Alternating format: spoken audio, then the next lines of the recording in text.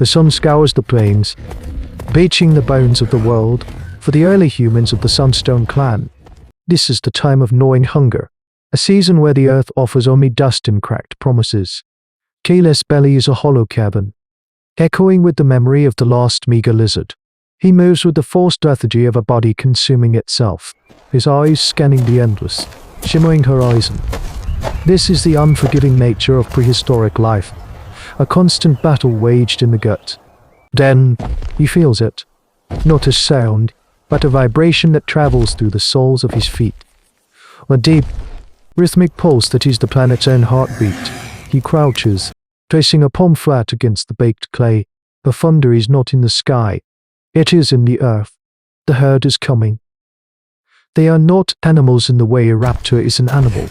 They are a geological event. Argentinosaurus, walking mountains that shift the landscape with their passage. Kel watches from the scant cover of a petrified log as they crest the rise, their long necks swaying like the masts of impossible ships against the white minus hot sky. Their indifference is absolute. They are too large to notice the small, desperate pockets of hominid history unfolding in their shadows. The ground shudders with each colossal footfall. He stays low, a forgotten note in their world minus shaking symphony, driven only by the faint hope that their passage might churn up a snake or a burrowing mammal. As the last of the giants passes, leaving a trail of flattened scrub and deep, plate minus-sized footprints, a strange scent cuts through the dust. It is not the smell of death or fear. It is rich, dark, and alive. Kale follows it, his curiosity overriding his caution. And there, he sees it. An oasis of impossible green in the middle of the ochre wasteland.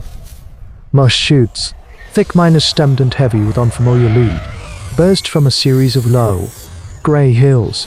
He approaches slowly, his mind struggling to connect this vibrant life with the desolation around it. He touches a leaf. It is supple, full of water. He digs his fingers into the dark soil beneath it. It is cool, damp, and crumbly, nothing like the brick minus hard clay of the plains. He realizes then what the grey hills are. They are the droppings of the herd, the coprolite mounds left by the sauropods. He sprints back to the caves, a wild energy born of discovery firing his starved muscles. He finds the elder, Lyra, her face a mask of deep lines mapping a lifetime of hardship. He babbles, gesturing, pulling her by the arm. She follows, her skepticism a heavy cloak. When she sees the pouch of grain, she stops. She walks to one of the mounds, crumbling the rich, dark earth in her fingers. She lifts it to her nose, her eyes closed. She has seen this before, on a smaller scale, how life can spring from decay. But never like this, never a garden planted by dinosaurs, the waste of the giants. She whispers, a tremor of awe in her voice. It haunts the water. It haunts the seed. Kale watches her, his heart pounding. This is more than a meal. This is a future. But why his eyes are not on the plants? They are on the horizon, in the direction the herd disappeared, to eat from their leavings. She says, her voice grave, we must walk in their shadow. The mountain that moves can feed us, or it can crush us. We will learn to walk beside it. The first harvest is a miracle. The clan, a people defined by scarcity, finds itself surrounded by abundance. They learn which leaves are sweet, which roots are starchy, and which strange gourds hold water. For the first time, the cries of the infants are silent not by an empty breast, but by a belly full of mashed pulp. The children of these home erectors grow strong, their limbs filling out. They learn the rhythm of the walking mountains, following the Argentinosaurus herd at a safe distance, tending to the gardens that bloom in its wake. They are no longer just hunters and scavengers. They are something new, something that does not yet have a name. This new life, however, is a loud announcement in the silent, deadly world of prehistoric animals. Plenty has a scent, and it travels far on the wind. The change is subtle at first. The skittish HYP xylophodon packs vanish. The air grows still, devoid of the usual chirps and rustles. A deep, A natural quiet settles over the plains, a silence that screams of a single, dominant presence. Kale sees the tracks one morning. They are 3 miners stowed, monstrously large, and dug deep into the earth. The marks of a creature that walks with the weight of absolute authority. The prince led toward the sauropod herd. Fear, cold and familiar, returns to the clan's hollow bones. The elder, Lyra, gathers the hunters.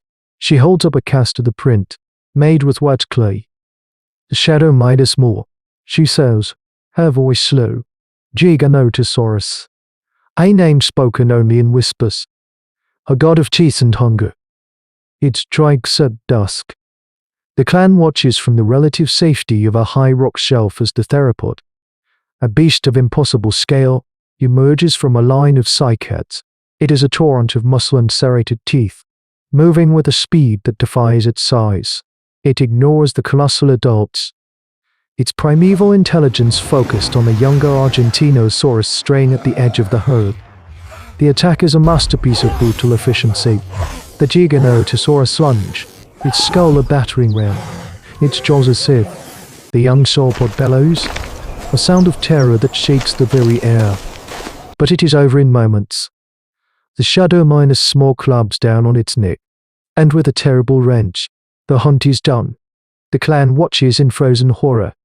Their garden, their life source, is the monster's larder. That night, huddled in their cave, the debate is fierce.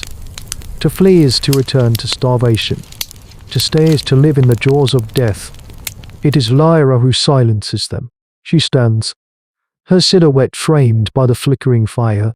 We have tasted the new life, she declares, her voice ringing with hard -1 authority. We will not give it up. She leads them out to the sun-bleached skeleton of a long-dead sauropod. The giants give us food from the earth. No, they will give us teeth of our own.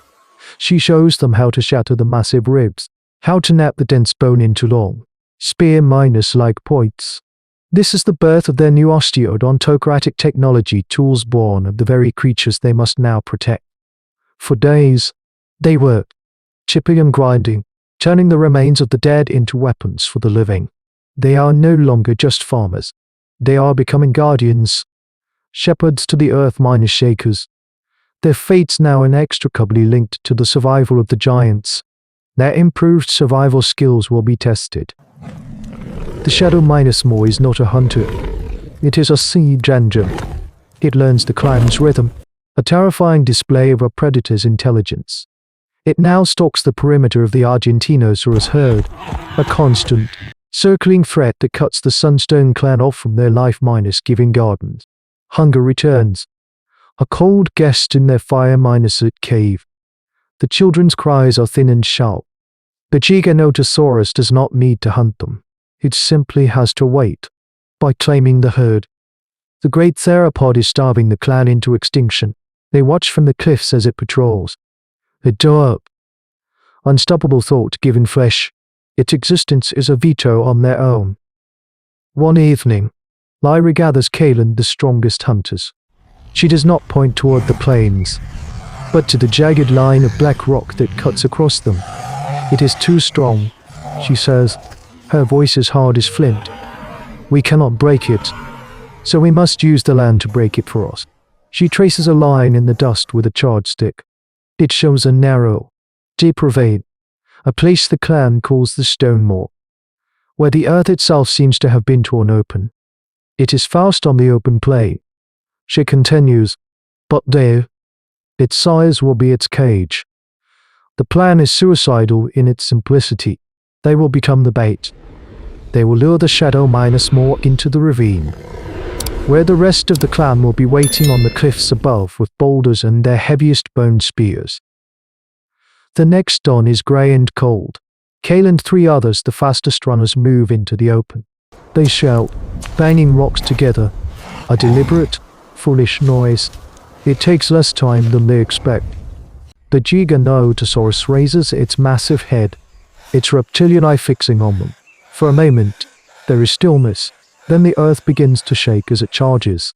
The run is a frantic, one-burning flight from oblivion. Kale doesn't dare look back. He can feel the footfalls, each one a hammer blow that resonates through his skeleton. Trees splinter in its wake. The monster's hot, foul breath is a promise of the grave.